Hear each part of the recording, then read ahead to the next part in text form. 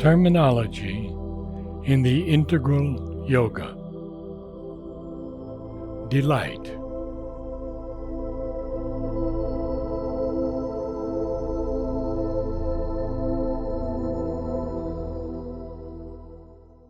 Dear friends, this series only touches on some key points, but we ask you to read the Synthesis of Yoga, the Life Divine, the Secret of the Vedas, and all Mother writes and responds to in her questions and answers, to get the full understanding of these terms.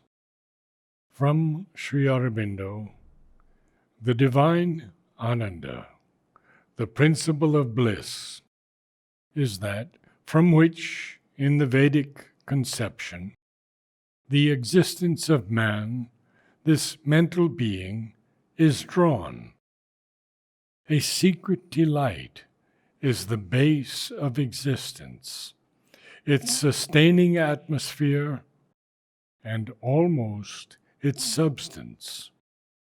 This Ananda is spoken of in the Taittiriya Upanishad as the ethereal atmosphere of bliss, without which nothing could remain in being.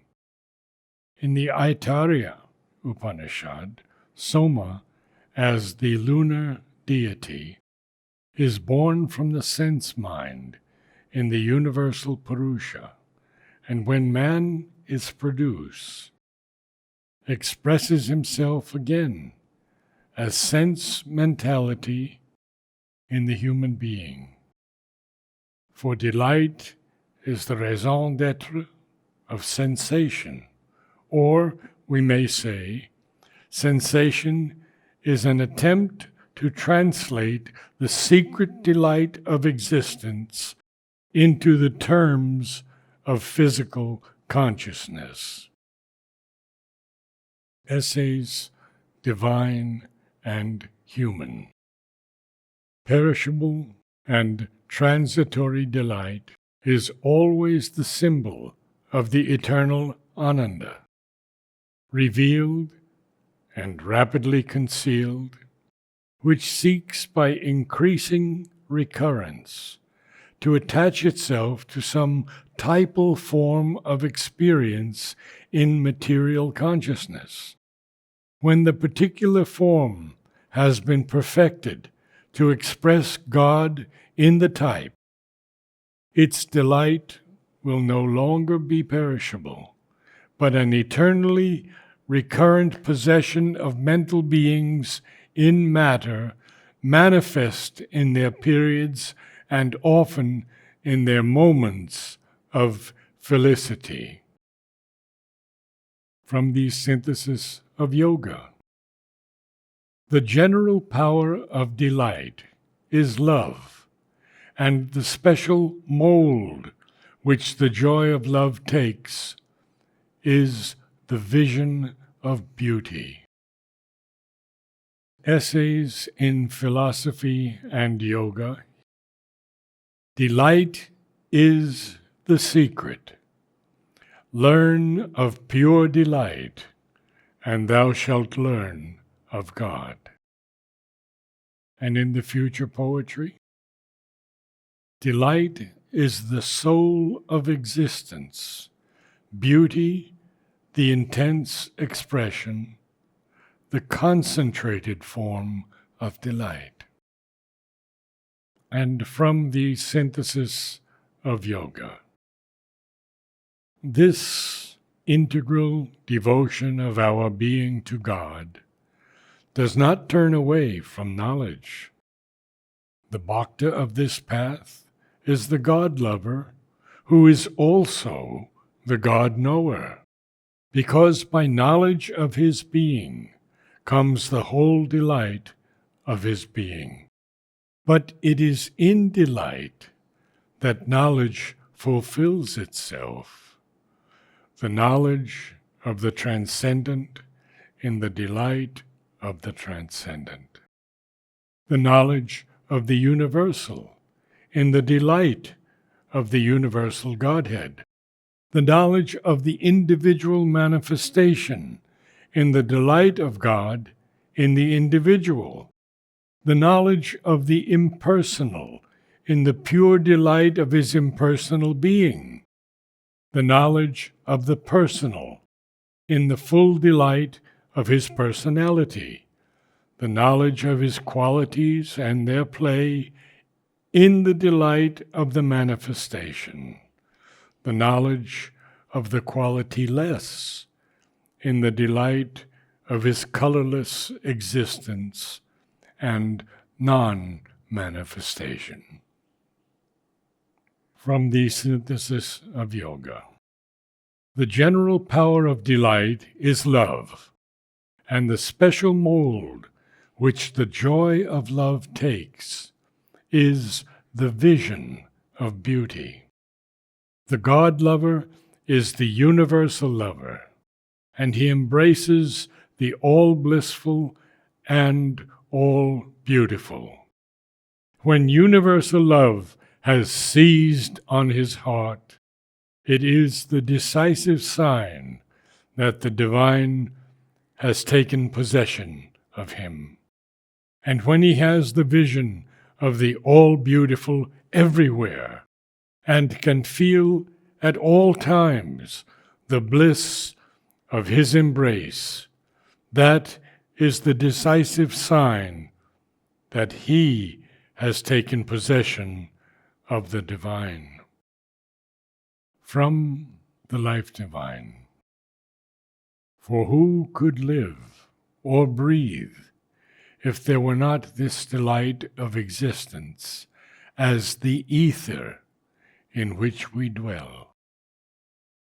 From delight, all these beings are born. By delight, they exist and grow. To delight, they return. The self-delight of Brahman is not limited, however, by the still and motionless possession of its absolute self-being. Just as its force of consciousness is capable of throwing itself into forms infinitely and with an endless variation, so also its self-delight is capable of movement, of variation, of reveling in that infinite flux and mutability of itself, represented by numberless teeming universes. To loose forth and enjoy this infinite movement and variation of its self-delight is the object of its extensive or creative play of force. From the Mother.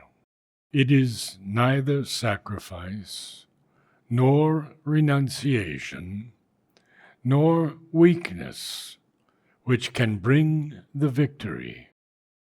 It is only delight, a delight which is strength, endurance, supreme courage, the delight brought by the supramental force. It is much more difficult than giving everything up and running away. It demands an infinitely greater heroism, but that is the only way to conquer. According to what Sri Aurobindo says here, the reality of the universe is what is called God or Godhead, but essentially it is delight. The universe is created in delight and for delight. But this delight can exist only in the perfect oneness of the creation with its creator. And Sri Aurobindo describes this oneness as the possessor, that is, the creator, the possessor being possessed by his creation, a sort of reciprocal possession, which is the very essence of the oneness and the source of all delight. This new orientation, I mean new in its terrestrial realization, must replace all the former spiritual orientations and open the way to the new realization, which will be a supramental realization. That is why I told you last week that only delight, the true divine delight, can bring about the victory. Naturally, there must be no confusion about what this delight is, and that is why, from the beginning, Sri Aurobindo puts us on our guard, telling us that it is only when one has passed beyond enjoyings that one can enter into bliss. Bliss is precisely that state which comes from the manifestation of this delight. But it is quite the opposite of all that is usually called joy and pleasure, and these must be completely given up in order to have the other. All these are from Questions and Answers, 1957 to 58. Namaste.